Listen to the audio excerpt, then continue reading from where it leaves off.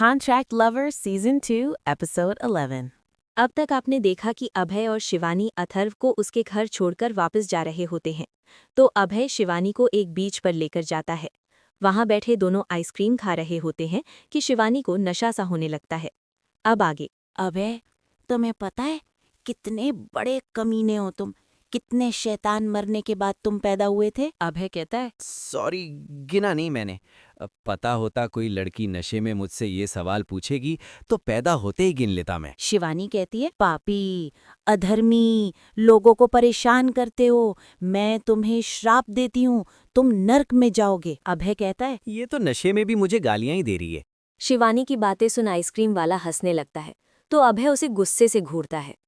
अभय कहता है, शाले, कौन सी सस्ती नशा मिलाया था इसमें जो ये ऐसी हरकत कर रही है?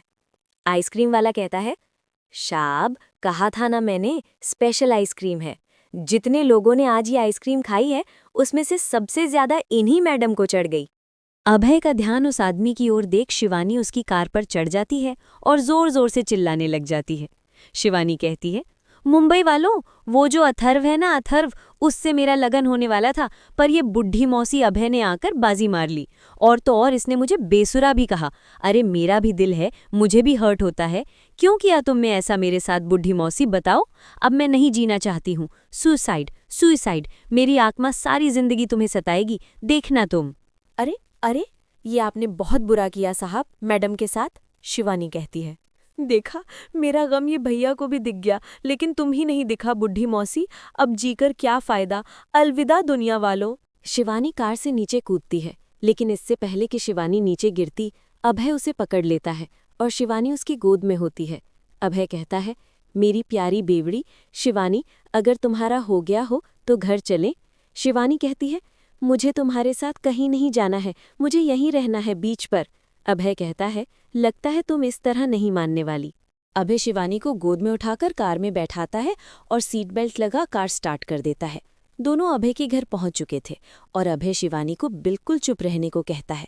अभय कहता है, अगर मॉम ने तुम्हें इस हालत में देख लिया तो वो तुम्हारे पीछे पड़ जाएंगी, इसलिए बिल्कुल चुप रहना तुम।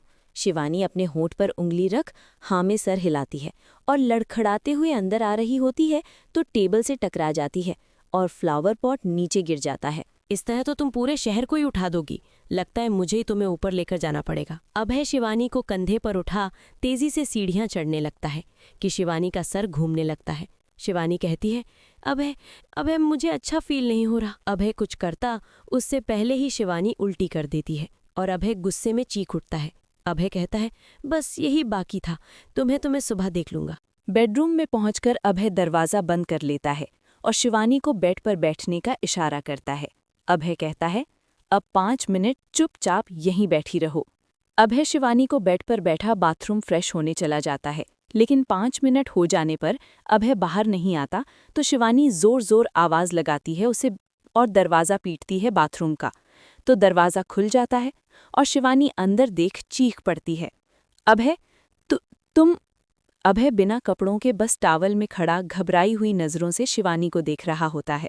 शिवानी अभय को ऐसे देख अपनी आंखों में हाथ रख लेती है।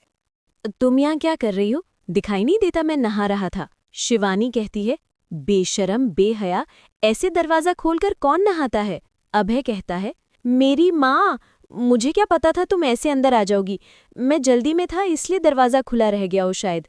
आंखों पर हाथ रखे शिवानी बाहर जा रही होती है कि शिवानी का पैर साबुन की वजह से फिसल जाता है और वो नीचे गिरने वाली होती है, पर अभय उसे पकड़ लेता है। शिवानी अपनी आंखें खोल अभय को देखती है तो उसकी नज़रें अपने ओर ही टिका देखती है। इससे पहले शिवानी दूर हो पाती, अभय शिवानी को कमर से खींच अपने ओर करीब कर लेता है और धीरे धीरे उसके होठों की ओर बढ़ने लगता है।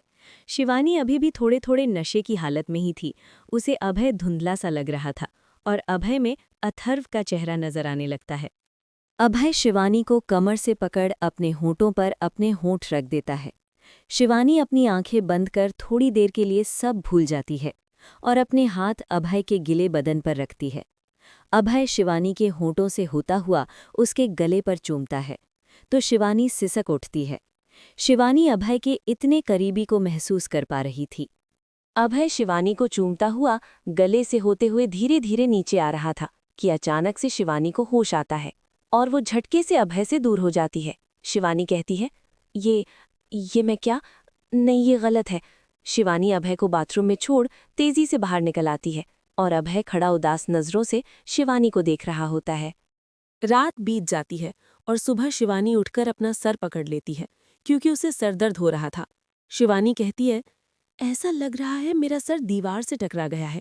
पता नहीं ऐसा क्या था उस आइसक्रीम में, उसे खाने के बाद से ही मेरा सर भारी लग रहा था। शिवानी अपने दिमाग पर जोर डालती है और उसे बाथरूम में अपने और अभय के बीच जो भी हुआ वो याद आती है, तो वो चीख पड़ती है। शिवानी कहती है, हे भगवान, ये मैंने क्या किया? मैं अभय के इतने करीब कैसे जा सकती हूँ? शिवानी सोच रही होती है कि तभी कमरे का दरवाज़ा खुलता है और अभय कॉफ़ी का मग लिए आता है। शिवानी कहती है, अभय, कल रात जो भी हुआ वो सब बस एक गलती थी। अभय कहता है, क्या मतलब है कि वो बस एक गलती थी? क्या तुम्हें कुछ महसूस नहीं हुआ शिवानी? शिवानी कहती है, नहीं, मैं वो सब भूल चुकी हूँ। अभय शिवानी को देख फिर थोड़ा सख्त होते हुए कहता है। अभय कहता है, सही कह रही हो तुम, हमारे बीच कुछ नहीं है और ना कभी हो सकता है। अच्छा हुआ तुम सब भूल गईं। अभय एक आखिरी नज़र शिवानी को देख कमरे से बाहर निकल जाता है। मैं भी तो यही चाहती थी ना कि अभय सब कुछ भूल जाए, लेकिन अभय का इस तरह बोलना मुझे अच्छा क्यों नहीं लगा। मैं भी ना इस आदमी के साथ रह रहकर पागल हो गई हूँ। शिवानी एक लंबी सांस लेती है और बाथरूम में चली जाती है। शिवानी की जिंदगी में अब क्या मोड़ आने वाली है, जानने के लिए अगले पार्ट का इंतजार करें, जो बहुत जल्द मिलेगी।